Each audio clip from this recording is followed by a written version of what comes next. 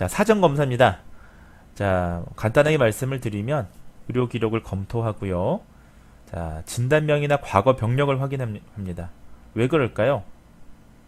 자, 상김장의 원인이나 형태를 알기 위해서예요. 자, 예를 들면 보십시오. 자, ALS 이게 제가 그 칸이 적으니까 원래는 근위식선 축색경화증인데 제가 그냥 루게릭병이라고 적겠습니다. 자, 신체가 점점 굳어지는 이 루게릭병 같은 경우에는 구강치료, 운동치료를 하거나 온도 촉각자를 하는 게 불필요합니다. 자, 왜냐하면 루게릭병은 이 축삭이라는 게 경화되면서 그 시냅스에 어떤 정보가 전달되는 기능이 문제가 생기는 거기 때문에 예를 들면 운동치료를 과다하게 하면 오히려 피로감을 느낍니다. 극심한 피로감을 느껴요. 자, 그리고 온도 촉각 자극 치료가 점점 이게 나빠지는 거기 때문에 이 치료를 한다고 해서 향상될 가능성이 거의 없습니다. 자, 이런 경우는 사실 보상 기법을 써서 자세 변화를 해서 음식물을 잘 섭취할 수 있도록 도와주는 게 사실 훨씬 더 효율적인 치료죠. 자, 제가 이렇게 얘기하니까 굉장히 전문적이지 않습니까? 자, 이런 것들이 우리가 진단명이나 과거 병력을 통해서 추론이 가능해야 된다는 거예요. 어떤 치료가 효과적일 것이냐, 이런 것도 치료사가 이런 사전 검사를 통해서 다 머릿속에 그려져야 되는 겁니다. 자, 그 다음에 상김장의 발병일을 아는 것은 예후를 우리가 예측하기 위해서예요. 가능한 빨리 치료할수록 우리가 예후가 좋다. 모든 재활의 기본 개념입니다. 자, 이 재활이라는 게 여러분들 잘 아시다시피 신경 가소성, 뉴럴 플라스티티라고 하는 신경 가소성에 근거하고 있지 않습니까? 그래서 그 급성기, 아급성기, 서버큐트, 그 다음에 크로닉, 만성기 이렇게 우리가 구분을 하는데요. 이 구분하는 이유가 사실은 예후에 따른 것들이거든요. 자, 그래서 재활의학에서는 사실은 빨리 조기 진단, 조기 치료가 예후가 좋습니다. 자, 흡인 유무 반드시 우리가 사전 검사 때 파악해야 됩니다. 과거의 폐렴이나 흡인의 과거력이 확인된다면, 우리가 이것을 이제 평가나 치료 때 반드시 우리가 검토를 해야 되는 거예요. 흡인성 폐렴은 우리가 폐로 음식이 들어갈 때 발생하는 합병증을 흡인성 폐렴이라고 하는데, 자, 이런 것들도 확인해야 되고요. 예컨대 체온이 상승했다라는 건 만약에 별다른 이유 없이 체온이 상승했다면요, 감기도 아닌데 이거 흡인이 발생했다는 하나의 징후일 수가 있습니다. 신호일 수가 있습니다. 자, 왜냐하면 열이 발생했다라는 거는 의학적으로 봤을 때 폐가 흡인된 음식으로 인해서 박테리아 감염이 되었다라는 하나의 신호거든요. 따라서 갑자기 음식을 먹고 나서 체온이 상승했다라는 건 우리가 이른바 흡인으로 인한 감염 증상을 우리 의심할 수가 있는 것입니다. 이런 것들을 우리가 사전 검사 때 잘 파악할 수 있어야겠습니다. 그 다음에 흉부 엑스레이 보고서를 통해서 폐 안의 이물질을 확인할 수가 있죠. 자, 폐 안의 이물질이 확인된다면 이거는 흡인이 되었다라고 우리가 예측할 수 있는 것입니다. 그 다음에 구강으로 섭취 가능한 음식의 양도 파악해야 합니다. 자, 하루 식사량이나 간식의 양도 기록하게 되고요. 그 다음에 식사 동안 기침을 하는지 사례가 걸리는지도 확인해야 되고요. 자, 이런 것들도 확인합니다. 마지막으로 복용약도 확인합니다. 자, 행동 관찰도 필요합니다. 우리가 사전 검사 때 의식이 명료한지 아니면 혼수 상태인지, 드라우지, 기운이 없어 보이는지. 자, 여러분들 우리가 상킴 재활을 언제 시작해야 될까요? 의식이 명료할 때, 혼수 상태, 콤마 상태일 때, 기운이 없어 보일 때, 드라우지일 때요, 약간 졸린 상태일 때 어떻게 해야 됩니까? 일단 가능한 빨리 해야 되니까요. 의식이 명료할 때 시작하면 좋긴 합니다만, 심각한 상태라면 약간 드라우지 상태, 약간 졸려 보이는 상태일 때에도 사실은 시작하는 것이 좋습니다. 조기 검진, 조기 치료가 굉장히 중요합니다. 협조적이냐 호전적이냐, 이런 환자들 병원에 굉장히 많아요. 사실은 호전적인 환자분들이 의외로 많습니다. 하지만 우리가 호전적이라고 해서 그분들의 치료를 안 해드릴 건 아니잖아요. 이런 걸 잘 관찰해서 그분들이 이해할 수 있는, 잘 적응할 수 있는 치료를 진행하는 것이 또 치료법을 고르는 데 있어서 중요합니다. 자, 좌편 무시 현상이 있느냐, 네, left neglect이 있느냐를 보는 건데요. 자, 그렇다면 만약 있다면 네, neglect, 무시가 없는 쪽으로 음식물 위치를 인식시키는 그러한 과정이 필요하겠죠. 이런 것도 사전평가에서 캐치가 돼야 되는 겁니다. 자, 나머지 쭉 보고요. 음식이나 음료를 삼키는 기능에 영향을 주는 행동적인 특징이 있느냐. 자, 예를 들면 너무 늦게 먹는다든지 아니면 너무 빨리 먹는다든지 그런 걸 파악하는 겁니다. 자, 예컨대 하나 예시를 보자면 푸딩이 있습니다. 푸딩 30cc를 최대한 2분 30초 이내에 먹어야 사실은 약간 우리가 일반적인 속도다라고 볼 수가 있는 거죠. 자, 이러한 특징이 있느냐도 한번 살펴보셔야 하는 것입니다. 자, 그 다음에 인지와 의사소통을 확인할 필요가 있습니다. 많은 삼킴장애 환자들이 의사소통이나 인지장애를 동반하는 경향들이 있습니다. 자, 의식이 명료하거나 또는 이해력이 있는지 이런 것들을 사실 평가해야 합니다. 사실 인지장애가 있거나 의사소통장애가 있다면 우리가 치료할 때 사실은 아주 복잡한 매뉴버를 교육시킬 수가 없어요. 환자분들 어차피 따라할 수가 없습니다. 따라서 사전평가를 반드시 해야 되는 것이죠. 근데 의외로 많은 환자분들이 그 인지나 의사소통이 좀 떨어지는 경향들이 있습니다. 왜냐하면 그 삼킴장애라는 것도 하나의 후유장애이고 언어장애나 인지장애도 하나의 후유장애잖아요. 후유장애를 둘 이상 동반하는 경우가 많거든요. 자, 집중력이나 기억도 평가해야 됩니다. 자, 2스텝 2단계 이상의 지시 수행이 어려운 경우에는 치료 방법이 제한됩니다. 자, 예를 들면 2단계 이상의 지시 수행이 이런 거죠. 앉아서 형광등을 가르쳐 보세요. 이런 것은 앉아야 되는 명령과 형광등을 손으로 가르쳐야 되는 그런 명령 두 가지가 들어가지 않습니까? 이런 두 가지 이상의 지시 수행이 어렵다면 치료 방법이 극히 제한됩니다. 왜냐하면 맨델슨이라고 하기도 하고 영어로는 맨델존이라고 하기도 하는데요. 자, 맨델슨 기법이나 보상 전략, 재활 치료 기법을 기억하기가 어렵기 때문이죠. 자, 이런 경우는 어떻게 해야 되느냐? 2단계 이상의 지시 수행이 어렵다면 시기 구성을 변화하는 이런 직접 치료 방법이라든지, 자, NMES라고 해서 경부 근육 전기자극 치료를 이용해야 됩니다. 자, 이런 것들을 이용해야 된다라는 말씀을 드렸고요. 자, 그 다음에 신체 기능 조절이 가능한지를 보셔야 됩니다. 자, 머리를 조절하거나 턱의 움직임이나 혀의 움직임이 잘 조절될 수가 있는지, 강직, rigidity라고 하는 강직이나 비정상적인 근긴장도가 있는지를 우리가 파악을 해야 될 필요가 있습니다. 앉기 평가도 필요합니다. 균형을 위해서 우리가 보조기 없이 잘 앉을 수 있는지 이런 것들도 파악을 하시면 되겠습니다. 자, 지금까지 우리가 지금 사전평가까지 말씀을 드리고 있는데 또 다른 부분에 우리가 관심 있게 삼킴장애에서 평가해야 될 부분은 호흡 기능입니다. 왜냐하면 심각한 호흡장애는 삼킴 기능에 영향을 주기 때문이죠. 그래서 휴식 시에 호흡 정도를 관찰해야 되고요. 자, 예를 들면 입이나 코를 통해서 5초 이상 숨을 참을 수 있는지 이런 것들 우리가 평가해야 됩니다. 자, 삼킴으로 호기가 일시적으로 중단된다면, 호흡 문제가 또 발생된다면 평가가 어렵기 때문이죠. 만약에 자발적인 호흡이 어렵습니다. 예를 들면 그런 분들이 있습니다. 거의 혼수 상태라서. 이런 분들은 어떻게 해야 되느냐, 뒤에서 오늘 설명을 드릴 텐데요.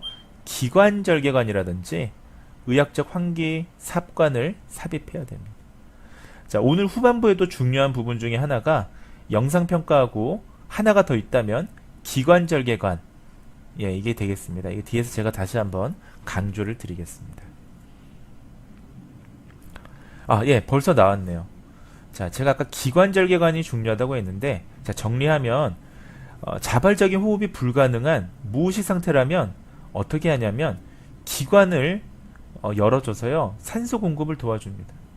자, 생각해 보십시오. 혼수 상태라서 스스로 호흡이 불가능하면, 자, 호흡이 안 되면 어떻게 됩니까?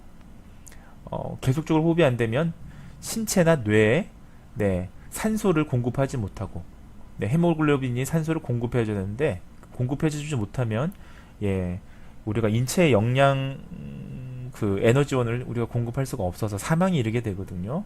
자, 그래서 기관절개관이라는 걸 하게 됩니다. 아마 여러분들이 그 재활의학과를 방문해 본 경험이 있으시면 환자분들 중에서 목에 여기 그 구멍이 이렇게 있는 플라스틱 장치를 꽂고 계신 분들을 볼 수 있을 텐데 이게 바로 기관절개관입니다.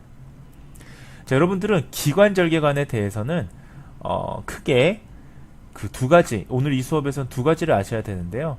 기관절개관의 구성하고요, 구조하고요, 또 하나는 가압대라는 걸 통해서 우리가 기관절개관을 좀 구분하게 되는데 그 기관절개관의 종류, 이른바 유형이 되겠습니다. 그리고 유형의 이 두 가지를 알면 되는데 유형도 어떻게 초점을 맞추면 되냐면 어떤 환자에 따라서 어떤 기관절개관 유형이 적합한 경우가 있습니다. 자, 그런 것들을 좀 잘 학습하는 게 이번 시간의 핵심이 되겠습니다. 그러니까 우리가 기관절개관을 선택할 때 뭐 제품이나 뭐 가격에 의해서 선택하는 게 아니라 그 환자에게 어떤 목적에 의해서 선택하게 되거든요. 그걸 뒤에서 좀 설명을 드리겠습니다. 자, 먼저 기관절개관이 무엇인지 한번 제가 영상을 좀 보도록 하겠습니다.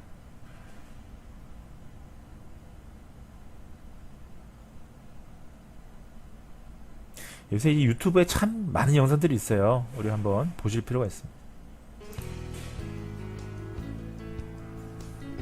손을 씻거나 손소독제를 사용하고 필요한 물품을 준비합니다. 침대에 호디불이 젖는 것을 예방하기 위해 멸균 방수포를 대상자의 흉부 위에 덮어줍니다. 흡인으로 인한 저산소증을 예방하기 위해 흡인 전에 엠부백이나 인공호흡기를 사용해 산소를 이게 2분 지금 정도 기관절개관입니다, 공급하여 여러분들. 과도환기를 그죠? 시킵니다.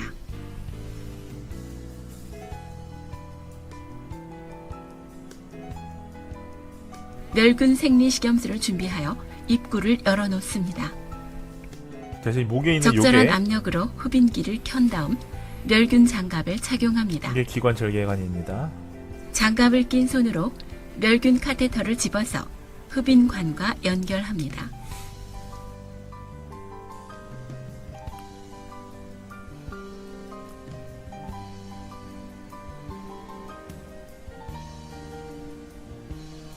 멸균 생리식염수를 개봉하여 카테터의 끝을 멸균 생리식염수 용기에 넣어 생리식염수를 통과시킵니다. 흡인되는 것을 확인하기 위해 조절 구멍을 엄지손가락으로 눌렀다 떼거나. 자, 여기까지 한번 보시겠습니다. 왜냐하면 지금 이제 간호실무에 관한 이건 시뮬레이터거든요. 이런 것을 우리가 임상 시뮬레이션이라고 하는데 그 제가 지금 보여드리고 싶었던 영상은 이 뭐 기관절개관을 소독하는 관리법이 아니고요. 저희 치료사가 이 기관절개관 그림만으로는 알 수가 없으니까 방금 카테터에 꽂혀 있는 이 부분이 기관절개 튜브다라는 걸 좀 말씀을 드리려고 한 것입니다. 자, 일반적으로 이 기관절개관은 어떠한 목적으로 시행되느냐? 산소 공급을 돕기 위해서 기도를 개방해 줄 목적으로 시행한다라고 이해하시면 되겠습니다. 자, 뭐 재료는 플라스틱이나 스테인리스 스틸이나 부식되지 않는 재료로 구성이 되어 있고요. 자, 세 부분으로 구성이 되어 있습니다. 자, 내관이 있고요, 외관이 있고 밀폐기구가 있는데 뒤에서 좀 자세히 말씀을 드리겠습니다. 자, 개방형과 비개방형이 있습니다. 자, 이렇게 가압대라는 게 여기 뒤에 있는데 제가 좀 설명을 드리고요. 이렇게 우리가 요 윤상연골, 요 반지연골 밑에를 기관이라고 그러잖아요. 그 기관에 구멍을 뚫고 삽입하는 겁니다. 그러면 위에 호흡 기능이 없으면 우리가 이런 마비가 되더라도 이 관을 통해서 산소가 공급이 되는 그러한 형태라고 우리가 생각하시면 되겠습니다. 자, 우리 첫 번째 아셔야 되는 건 기관절개 튜브의 구성입니다. 자, 이 부분은 사실은 언어재활사 국가고시 때문에 중요한 건 아니고요. 실제로 여러분들이 혹시라도 재활의학과에서 혹시라도 상킴장애를 담당하게 된다면 적어도 기관절개 튜브의 구성 정도는 알고 있으셔야 될 것 같거든요. 그래서 제가 좀 강조를 드린 것입니다. 그래서 외부 삽입관과 내부 삽입관 그리고 밀폐기구로 구성이 되어 있습니다. 자, 이게 보시면 자, 이것이 외부 삽입관이 되겠고요. 자, 이게 안에 내부 삽입관, 안쪽으로 들어가는 거죠. 내부 삽입관이 있고, 자, 요거는 밀폐기구, 밀폐할 때 쓰는 기구가 있습니다. 자, 구강 비강 호흡을 위해서 점차 작은 사이즈로 교체를 합니다. 자, 그 삽입관을 점점 작게 만들어줘요. 자, 왜냐하면 우리가 결국 궁극적인 목적은 이 사람들이 자발적인 호흡이 안 되니까 나중에 점점 코나 입으로 자발적인 호흡을 하는 게 이제 목적인 겁니다. 이것은 호흡 기능에 관련된 거니까요. 그래서 점차 작은 사이즈로 교체하다가 나중에는 이 밀폐기구라는 걸로 이걸 막아요. 네, 이것을 막습니다. 자, 그렇게 되면 이제는 코나 입으로 숨을 쉴 수 있고 또 발성도 가능해지겠죠. 네. 자, 그래서 실제로 이 기관 절개 튜브를 꽂은 상태에서 밀폐기구로 꽂은 상태에서 오셔서 그 음성 치료나 언어 치료, 마비 말장애 분들이나 실어증 치료를 받으시는 재활의학과 재활 환자들이 많이 있습니다. 자, 이런 것들을 보시면 되겠습니다. 자, 지금부터는 좀 여러분들이 관심 있게 보셔야 되는 건데요. 기관 절개 튜브의 종류 3가지를 좀 말씀드리려고 합니다. 자, 3가지는 개방형 튜브가 있고요. 가압대가 있는 튜브가 있고요. 그 다음에 무가압대 형식의 기관 절개 튜브가 있습니다.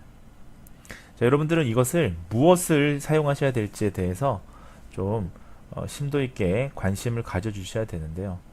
자, 먼저 개방형 튜브는요, 공기의 흐름을 증가시키기 위해서 튜브 가운데 구멍이 있는 이런 것들을 개방형 튜브라고 합니다.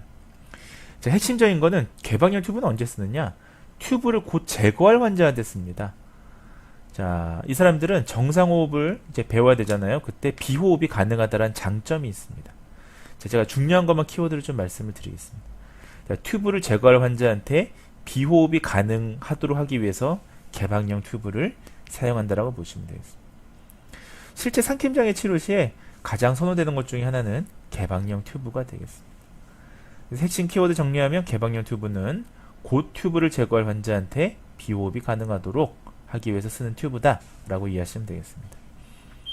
자, 두 번째는 가압대라고 하는 용어가 이제 사용이 되는데요. 가압대가 있는 튜브를 얘기할 수 있습니다. 가압대가 뭐냐? 자, 여기 보시면, 자, 여기 보이시나요? 자, 여기 보시면, 자, 여기 스포이드 형태로 바람을 넣는 요 장치가 있고요. 얘를 눌러주면 여기 관을 싸고 있는 요 튜브입니다. 이 관을 싸고 있는 요 튜브가 공기가 채워지면 이게 부풀어 오르면서 요 기관을 막겠죠. 자, 즉 공기를 주입하는 거예요. 가압대. 자, 공기를 주입할 수 있다. 자, 여기 제가 써드릴게요. 자, 공기 주입. 자, 공기 주입을 하는 가압대를 왜 할까요? 자, 이유는 하나입니다. 흡인의 가능성이 있을 때 가압대가 있는 튜브를 사용합니다. 그러니까 여러분들은 가압대가 있는 튜브 하면 반드시 같이 떠올리셔야 될 단어가 흡인이에요. 자, 음식물이 흡인될까봐 지금 요걸 막아주는 거예요. 요 튜브 바람을 넣어서. 네, 막아주면 음식물이 이 폐 안으로 들어가진 않겠죠. 자, 그래서 가압대란 다시 얘기하면 풍선과 같은 부분이고요. 팽창하면 이 하부 기도, 요 기관을 폐쇄시키는 이런 것들을 가압대라고 얘기합니다. 그래서 어떤 환자한테 쓰느냐? 흡인성 폐렴이 발생한 환자한테 우리가 가압대가 있는 튜브를 사용한다라고 이해하시면 되겠습니다. 자, 그래서 지금까지 이 슬라이드를 정리하면, 자, 튜브를 곧 제거할 환자들은 개방형 튜브를 쓰고요. 자, 장점은 비호흡이 가능하고요. 그 다음에 가압대가 있는 튜브는 어떤 환자들이요? 흡인이 될 가능성이 있는 흡인성 폐렴 환자들에겐 가압대가 있는 튜브를 반드시 써야 된다라는 게 핵심이 되겠습니다. 자, 세 번째 종류는 가압대가 있는 튜브가 있으면, 자, 가압대가 없는 튜브도 있을 거 아닙니까? 자, 이것을 우리가 무가압대 형식의 기관절개 튜브라고 얘기합니다. 자, 공기가 더 많이 통과해서 음성을 산출할 수 있도록 가압대를 쓰지 않는 거죠. 자, 가압대를 쓰지 않는다면, 자, 지금 이게 가압대가 없는 거예요. 아까 보셨다시피 풍선이 부풀어 오르는 그 부분이 없지 않습니까? 스포이드가 없죠. 이거 왜 사용되느냐? 언제 사용되느냐? 자, 이것도 키워드. 자, 의사소통이 부족한 환자한테 적은 양의 공기 흐름으로 의사소통이 부족한 환자한테 의사소통을 할 수 있게 도와주기 위해서 무가압대를 쓰는 겁니다. 자, 아까처럼 그걸 막아버리면요, 공기가 위로 갈 수가 없기 때문에 우리가 발성이 아예 부족해 할 수가 없습니다. 근데 이제 무가압대 형식 같은 경우는 어떻다? 자, 발성이 가능하겠죠. 발성이. 그래서 발성을 좀 하고 싶다 할 때는 무가압대 형식을 씁니다. 다만 이 경우에는 자, 흡인 있어서는 되겠습니까? 안 되겠습니까? 예, 흡인이 있어서는 안 되는 겁니다. 자, 흡인이 없는 환자한테 무가압대 형식의 기관절개 튜브를 사용할 수 있다. 자, 이렇게 이해하시면 되겠습니다. 그래서 앞서 살펴보셨던 자, 개방형 튜브, 그 다음에 가압대가 있는 튜브, 그리고 무가압대 형식의 기관절개 튜브에 대한 우리가 각각의 특징들을 잘 이해하시기 바랍니다.